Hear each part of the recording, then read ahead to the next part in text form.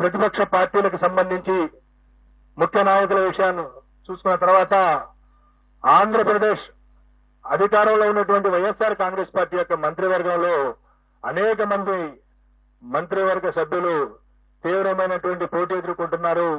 కొద్దిమంది ఓటమి చవిచూడబోతా ఉన్నారు. ఇందులో ముఖ్యంగా మనం ఆంధ్రప్రదేశ్ ముఖ్యమంత్రి శ్రీ వైఎస్ జగన్మోహన్ రెడ్డి గారు పులివెందుల అసెంబ్లీ నియోజకవర్గం నుండి భారీ మెజార్టీతో గెలవబోతా ఉన్నారు.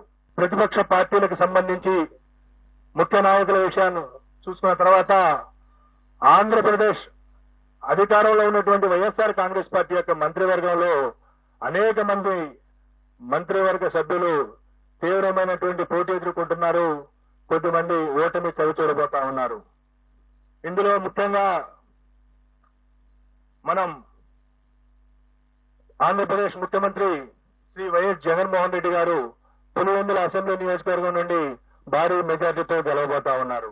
ప్రతిపక్ష పార్టీలకు సంబంధించి ముఖ్య నాయకుల విషయాన్ని చూసుకున్న తర్వాత ఆంధ్రప్రదేశ్ అధికారంలో ఉన్నటువంటి వైఎస్ఆర్ కాంగ్రెస్ పార్టీ యొక్క మంత్రివర్గంలో అనేక మంది మంత్రివర్గ సభ్యులు తీవ్రమైనటువంటి పోటీ ఎదుర్కొంటున్నారు.